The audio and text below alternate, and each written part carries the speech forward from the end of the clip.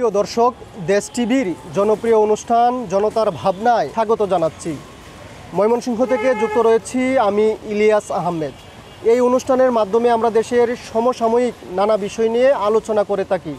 এবার জানব এই অঞ্চলের মানুষ দেশের রাজনীতি, অর্থনীতি এবং আইনশৃঙ্খলা পরিস্থিতি নিয়ে কী ভাবছেন। চলুন কথা না বাড়িয়ে সাধারণ মানুষের কাতারে গিয়ে তাদের মূল্যবান কথাগুলো শুনি।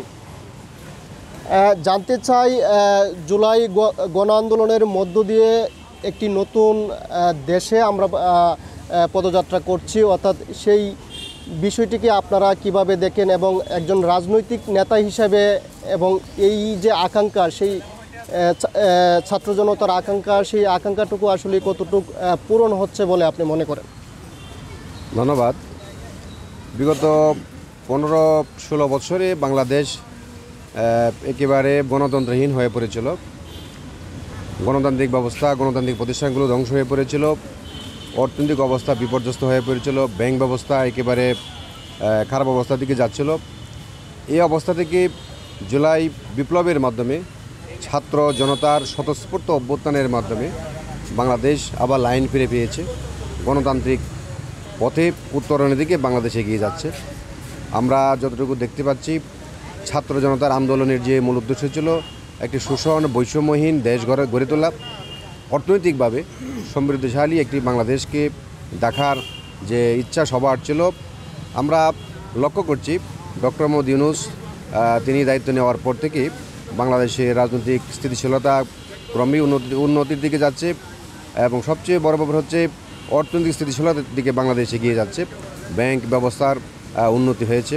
পাবলিক আগে চেক দিয়ে টাকা পাইতো না, এখন টাকা পয়সা পাবলিক পাচ্ছে, লেনদেন হচ্ছে, ব্যবসা বাণিজ্যের উন্নতি হচ্ছে। বাংলাদেশে বিনিয়োগ আকৃষ্ট করার জন্য বিদেশি বিনিয়োগকারীদের নিয়ে সম্মেলন হয়েছে, সেখানেও বিপুল পরিমাণ টাকার বিনিয়োগ এসেছে। তো বাংলাদেশের রাজনৈতিক দলগুলো যে আকাঙ্ক্ষা নিয়ে আন্দোলন সংগ্রাম করেছিল একটি শোষণ বৈষম্যহীন বাংলাদেশ গড়ার জন্য, আমার বিশ্বাস বাংলাদেশ সেদিকে এগিয়ে যাচ্ছে। এখন দরকার হচ্ছে বাংলাদেশের রাজনৈতিক দলগুলোর মধ্যে একটা ঐক্য প্রতিষ্ঠা।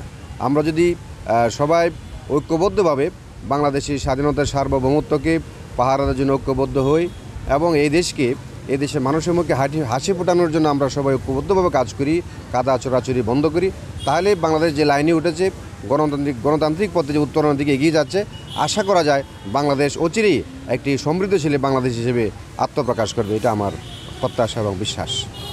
ধন্যবাদ। তিনি কিন্তু বলছিলেন যে বাংলাদেশ বর্তমান সময়ে যে অবস্থান রয়েছে, অর্থাৎ বাংলাদেশ যে এগোচ্ছে সেটি কিন্তু বৈষম্যহীনভাবে এগোচ্ছে। আমরা আরেকজনের সঙ্গে একটু জানতে চাই, আপনার কাছে এখন যে ময়মনসিংহ তথা সারা বাংলাদেশের আইনশৃঙ্খলা পরিস্থিতি আপনার কাছে কেমন মনে হয়?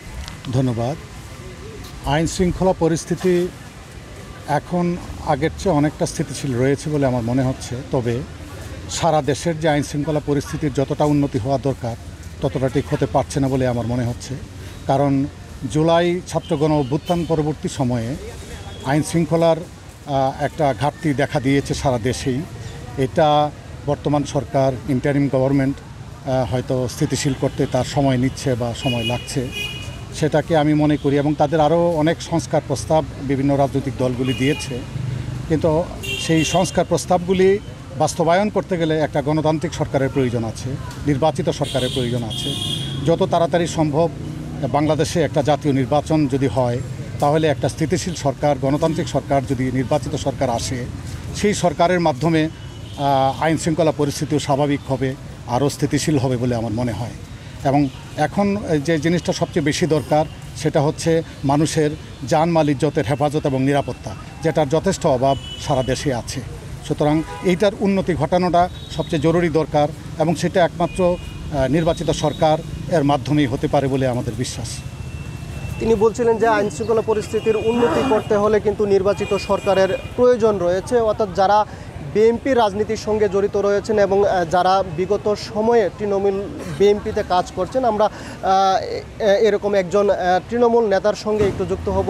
জানতে চাই এই মুহূর্তে নির্বাচন কতটুকু প্রয়োজন বলে আপনি মনে করেন? গণতন্ত্র দেশে গণতন্ত্র বিকল্প আর নাই। গণতন্ত্র ছাড়াই যদি থাকতো তাহলে ফ্যাসিবাদী সরকার শেখ হাসিনা যেভাবে চালাচ্ছিল তাহলে তো ওটাই হতো। তবে জনগণ এবং আপামর দেশবাসী সবাই আসলে চাচ্ছে যে একটি গণতান্ত্রিক প্রক্রিয়ায় একটি সুষ্ঠু সুন্দরভাবে একটি নির্বাচন হোক, গণতন্ত্রের মাধ্যমেই বা রাজনৈতিক দল যেই আসুক তার মাধ্যমে দেশ সংস্কার হবে, সব হবে, এটা তো হবেই। কারণ এখন যারা সংস্কার করছে, পরবর্তী টাইমে যে সরকার আসবে সে কি সংস্কার করবে না? অবশ্যই করবে, দেশের স্বার্থে ও জাতির স্বার্থে, তখন তো সেও এটা করবেই।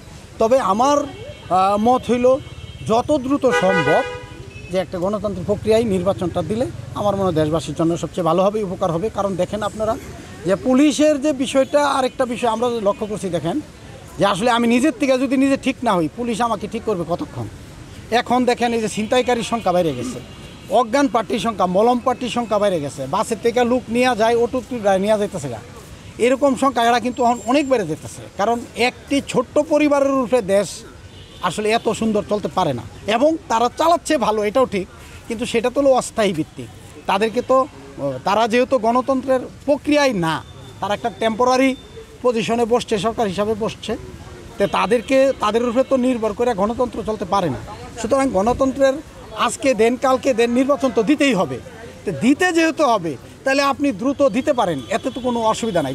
আর যেটি সংস্কার করার দরকার, যেগুলো একেবারে না হইলেই নয়, এগুলো আপনি করে ফেলতে পারেন বা সরকার করতে পারে, করে হলে একটা গণতান্ত্রিক প্রক্রিয়ায় নির্বাচন দিলে আমার মনে হয় সবচেয়ে বেটার।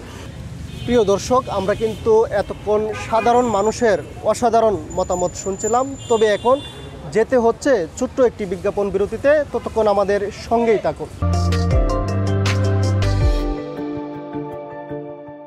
দর্শক, বিজ্ঞাপন বিরতির পর আবারও স্বাগত জানাচ্ছি। সঙ্গে রয়েছি আমি ইলিয়াস আহমেদ। চলুন কথা না বাড়িয়ে সাধারণ মানুষের কাতারে গিয়ে তাদের মূল্যবান কথা শুনি।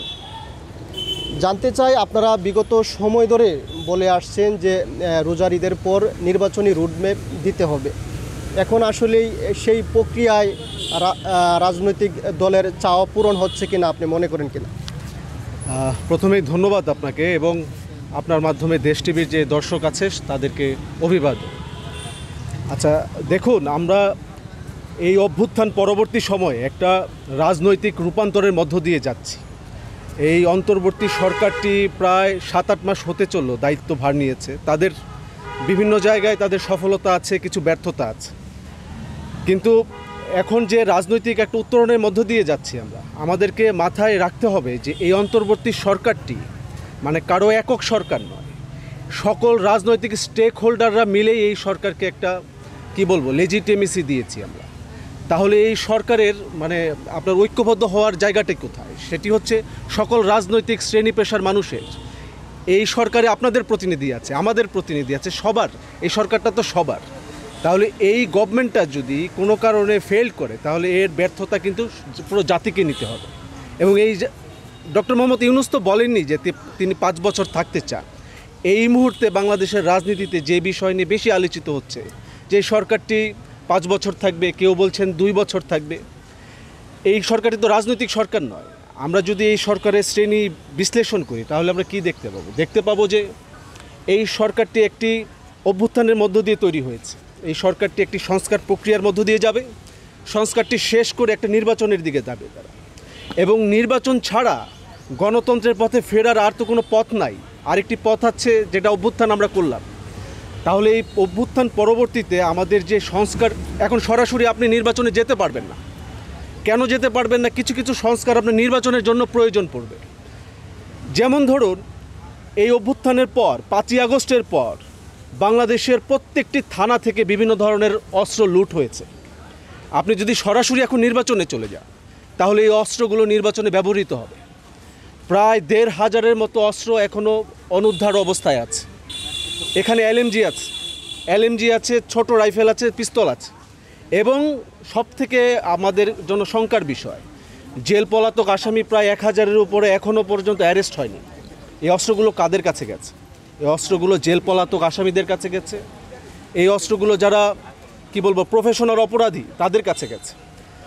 প্রশাসনের এই অভ্যুত্থানের পর এই সরকারের সবথেকে বড় ব্যর্থতা যদি আমি চিহ্নিত করি, তাহলে সবথেকে আগে আনবো আইন শৃঙ্খলা পরিস্থিতি নিয়ন্ত্রণে না করতে পারা।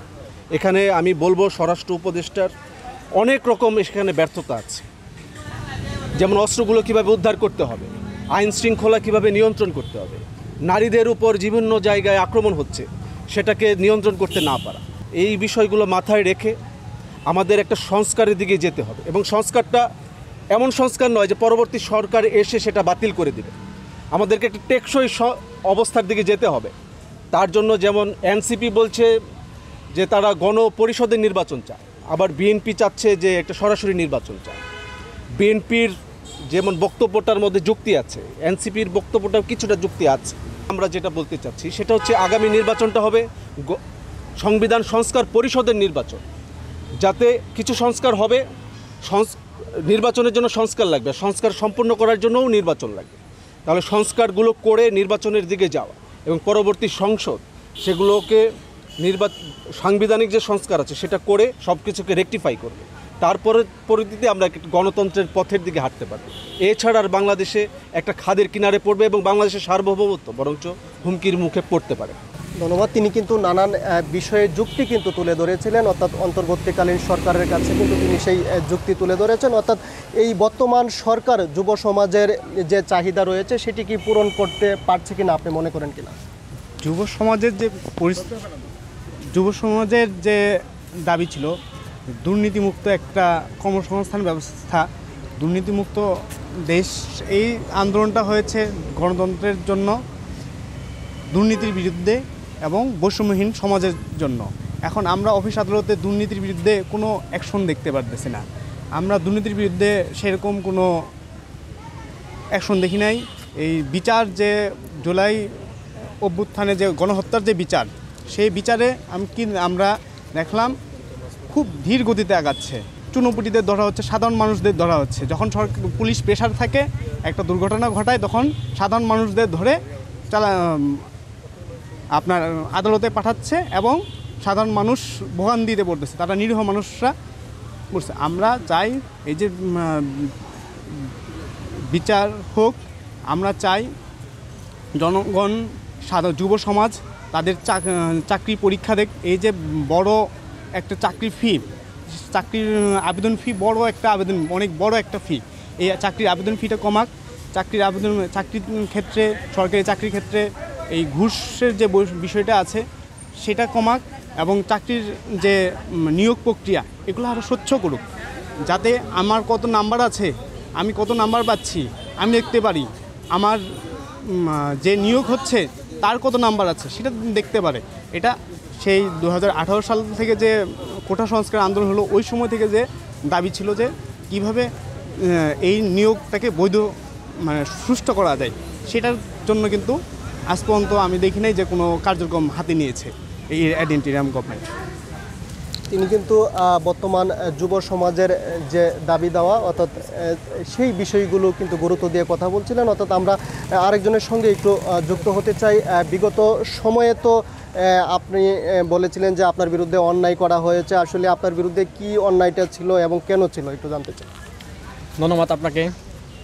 বলতে চাই, স্বৈরাচারী শেখ হাসিনা, খুনি হাসিনা যখন মানুষকে বিকৃতি সৃষ্টি করছিল, খুদাই হয়রানি সৃষ্টি করছিল, মামলা দিয়ে জেল খাটিয়ে নানানভাবে হয়রানি করতো, বাসা থাকতে দিয়েছিল না, তখন এই সরকার, এই স্বৈরাচারী শেখ হাসিনা সরকার যে নির্যাতন চালাইছে, এই নির্যাতনের বিরুদ্ধে নিন্দা প্রতিবাদ জানাচ্ছি।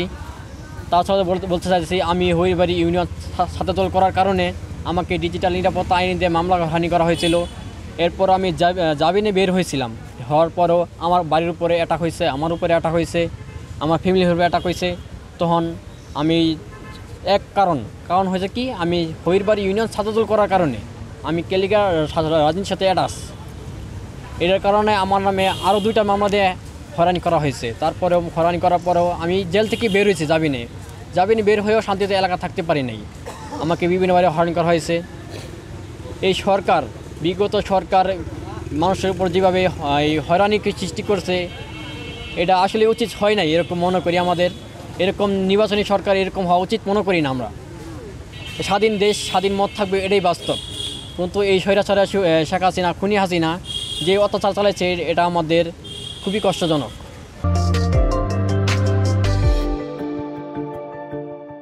দর্শক, বিজ্ঞাপন বিরতির পর আবারও স্বাগত জানাচ্ছি। সঙ্গে রয়েছি আমি ইলিয়াস আহমেদ। চলুন কথা না বাড়িয়ে সাধারণ মানুষের কাতারে গিয়ে তাদের মূল্যবান কথাগুলো আবারও শুনি। জানতে চাই অন্তর্বর্তীকালীন সরকার আসার পরেই ময়মনসিংহ সিটি কর্পোরেশনের মেয়র কাউন্সিলরদেরকে অপসারণ করা হয়েছে, এতে করে জনভোগান্তি বেড়েছে কিনা আপনি সাবেক কাউন্সিলর হিসেবে কি মনে করেন? ধন্যবাদ ইলিয়াস ভাই, আমি আপনাদেরকে ধন্যবাদ জানাচ্ছি। তো অপসারণ আমাদেরকে করেছে 2024 সালের মার্চ মাসে নির্বাচন করেছিলাম আমরা। তো আমাদেরকে অপসারণ করার পরে ওয়ার্ডের অবস্থা, বিভিন্ন যে ওয়ার্ডগুলো আছে পরিস্থিতি খুবই নাজুক, আইন শৃঙ্খলা পরিস্থিতির অনেক অবনতি হয়েছে, ছিনতাই, বিভিন্ন হাইজাকার এবং ধর্ষণ এগুলি বেড়েই চলেছে। মানুষ প্রতিনিয়ত জন্ম নিবন্ধন, তারপর ওয়ারিশনামা, একটা ওয়ারিশনামা আনতে গেলে 15 দিন, 1 মাস 2 মাস ঘুরতে হয়। ওয়ার্ডে যিনি প্রশাসক রয়েছেন উনি কাদেরকে চিনে না কাউকেই, উনি এফিডেভিট করে আনতে বলে ম্যাজিস্ট্রেটের মাধ্যমে, এফিডেভিট করে আনলে তারপর ওনারা সিগনেচার করে। এবং ওয়ার্ডে যে সচিব আছে ওই সচিবরা একসাথে অনেকগুলা কাগজপত্র নেয়, দিনের পর দিন হয়রানি করে ওদেরকে সিগনেচার পাইতে হয়। তো এইসব এটা একটা অবসান করা দরকার। আর আমরা যারা, আমি তো বিএনপি থেকে নির্বাচন করেছিলাম, আমাদেরকে অপসারণ করার আগে একটু যাচাই বাছাই করে অপসারণ করা দরকার ছিল। যেহেতু ইউনিয়নের দলীয় প্রতীক নিয়ে, নৌকা প্রতীক নিয়ে অপসারণ তাদেরকে করে নাই, ওনারা বহাল তবিয়তেই আছেন, মেম্বাররা আছেন। তো আমরা কোনো প্রতীক নিয়ে নির্বাচন করি নাই, আমাদেরকে দলমত নির্বিশেষে আমরা ওয়ার্ডের কাউন্সিলর পদে, সংরক্ষিত পদে দাঁড়িয়েছিলাম, আমাদেরকে অপসারণ করে দিয়েছি। আমি এই সরকারের মাধ্যমে অনুরোধ জানাবো, আমাদেরকে আসলে দলমত যাচাই করে, যাদের আমলনামা খারাপ ভালো যাচাই করে অপসারণ করা দরকার ছিল। আমি সরকারকে অনুরোধ করব আমাদেরকে অচিরেই যেন বিবেচনা করে এবং সিবি দেখে, বিবেচনা করে অতীত রেকর্ড দেখে আমাদেরকে অতি সত্বর বহাল করা হোক। এই সরকারের প্রতি এটাই আবেদন করছি। ধন্যবাদ। তিনি বলছিলেন তাদেরকে অপসারণ করায় জনভোগান্তি সেটি কিন্তু বেড়েছে। অর্থাৎ আমরা দেখেছি বিগত রোজার সময়ে দ্রব্যমূল্যের অনেকটাই কিন্তু নিয়ন্ত্রণে ছিল, এবং এখন দ্রব্যমূল্য নিয়ন্ত্রণে রয়েছে কিনা আপনি মনে করেন কিনা? দ্রব্যমূল্য এখন জনগণের নাগালের বাইরে রয়েছে। ইতিমধ্যে সরকার দ্রব্যমূল্যের গতি বাড়িয়েছে, মূল্য বৃদ্ধি করেছে, এতে ফলে জনগণের মাঝে নাবিশ্বাস তৈরি হয়েছে। এই সরকারের প্রতি মানুষের আস্থা সংকট দেখা দিয়েছে। এর উত্তরণের জন্য সরকার যদি ইতিমধ্যে ব্যবস্থা না নেয় তাহলে ভবিষ্যতে এই সরকারের উপর চ্যালেঞ্জ সৃষ্টি হবে এবং যে কোনো মুহূর্তে এই সরকারের প্রতি তাদের দায়ভার আরও বৃদ্ধি পাবে। তিনি কিন্তু দ্রব্যমূল্য নিয়ে বলছিলেন, অর্থাৎ এই সরকারকে উদ্যোগী হওয়ার দাবিও কিন্তু জানিয়েছেন। অর্থাৎ জুলাই আগস্টের যে ঘন অভ্যুত্থান হয়েছিল এবং সেই সফল কি বাংলাদেশে বইছে কিনা আপনি মনে করেন কিনা? ধন্যবাদ আপনাকে। আপনি জানেন যে জুলাই যে বিপ্লব হয়েছে সেই বিপ্লব কিন্তু একটা আকাঙ্ক্ষা নিয়ে এই বিপ্লবটি হয়েছে, ছাত্র জনতার আকাঙ্ক্ষা ছিল। কিন্তু আমরা দেখলাম এই জুলাই বিপ্লবের পরে আপনার এই ফেসিবাদ কিন্তু চলে গেছে, কিন্তু ফেসিবাদের যে ব্যবস্থাটা সেটি কিন্তু এখনও বাংলাদেশে বিরাজমান রয়েছে। অর্থাৎ এই যে ফেসিবাদের ব্যবস্থার মধ্যে দেখেন আপনি, শেখ হাসিনা একজন ফ্যাসিস্ট যদি বলি, তার যে ব্যবস্থাটা সব জায়গায়, অফিস আদালত সব জায়গায় তার ব্যবস্থাটা রয়েছে। এই যে আপনি জুলাই বিপ্লবের পরে আপনি দেখেন বিভিন্ন জায়গায় দখল বাণিজ্য হয়েছে, বালুমহল দখল হয়েছে, আপনি বাস স্ট্যান্ড দখল হয়েছে, বিভিন্ন অফিস আদালত দখল হয়েছে। এই জন্যই কি আপনার জুলাই বিপ্লব হয়েছে? এই জন্য হয় নাই। সুতরাং এই জুলাই বিপ্লব যদি আকাঙ্ক্ষা যদি পূরণ না হয় তাহলে বাংলাদেশে সামনে যে সংকট সৃষ্টি হবে, যে সরকার আসবে সেই সরকারও কিন্তু একই বিপ্লবের পথে কিন্তু হাঁটতে হবে তাদের। অর্থাৎ তারা কিন্তু ওই ফেসিবাদের মতো তাদেরকেও বিতাড়িত হইতে হবে। সুতরাং এই বাংলাদেশে যে আকাঙ্ক্ষা নিয়ে জুলাই বিপ্লব হয়েছে সেই আকাঙ্ক্ষাটা সাধারণ মানুষ আমরাও দেখতে চাই। অর্থাৎ আমরা কিন্তু একটি ভোটের ব্যবস্থার জন্য, একটি সরকার পরিবর্তনের জন্য কিন্তু জুলাই বিপ্লব হয়নি। যারা আজকে প্রতিদিন বলছে যে ক্ষমতা হস্তান্তর অর্থাৎ গণতান্ত্রিক পথে একটি নতুন সরকারের যারা কথা বলছে, প্রত্যেকটি জায়গায় আমরা দেখতে পাচ্ছি। কিন্তু এই ভোটের ব্যবস্থা পরিবর্তন, সরকার পরিবর্তনের জন্য কিন্তু জুলাই বিপ্লব হয়নি। জুলাই বিপ্লব হয়েছে দেশের দুর্নীতিবাজ লুটেদের বিরুদ্ধে, পুঁজিবাদীদের বিরুদ্ধে। সুতরাং আমরা চাই যে জুলাই বিপ্লবে যে আকাঙ্ক্ষা, সেই আকাঙ্ক্ষাটা পূরণ করে পরবর্তীতে যেই সরকার আসবে সেই সরকার এই জুলাই বিপ্লবের পথ ধরে তারা ক্ষমতায় থাকবে, এমনটাই আমরা প্রত্যাশা করি। ধন্যবাদ। 1432 বাংলা নববর্ষ উদযাপিত হয়েছে সারা দেশের ন্যায় ময়মনসিংহ আমরা দেখেছি যে সাদামাটাভাবে উদযাপিত হয়েছে। অর্থাৎ যারা পৃথকভাবে সেই বাংলা নববর্ষ উদযাপিত করেছেন তাদের সঙ্গে একটু যুক্ত হতে চাই। একজন সাংস্কৃতিক কর্মী রয়েছেন আমাদের সঙ্গে। এবছর আসলে অনুষ্ঠানটি পৃথকভাবে উদযাপিত করার কারণ কী ছিল?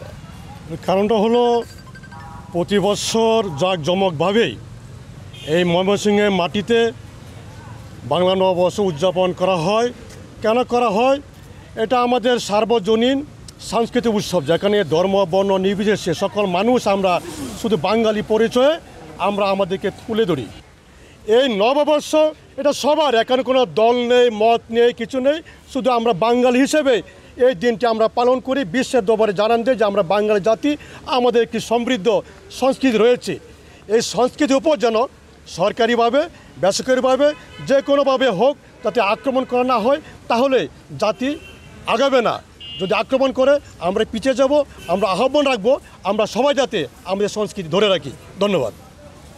তিনি কিন্তু তার ক্ষোভের বিষয়টি বলছিলেন, অর্থাৎ প্রতিনিয়ত কিন্তু আমাদের সমাজে নারীর প্রতি যে সহিংসতা সেটি কিন্তু বেড়েই চলেছে। অর্থাৎ নারীর প্রতি সহিংসতা বাড়ার কারণ হিসেবে কি দেখছেন আমরা একটু আপনার কাছে জানতে চাই।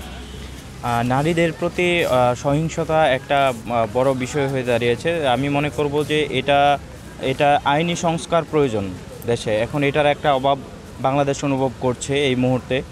একটা সংস্কার প্রয়োজন, যাতে করে আমরা এই সরকারকে, অভ্যন্তরীণ সরকার যিনি আছেন ওনাকে আমরা, যে গণ অভ্যুত্থানের মাধ্যমে এই সরকার গঠিত হয়েছে, উনি বিগত সময়গুলোতে আমরা দেখেছি যে দেশের উন্নয়ন নিয়ে কাজ করেছে।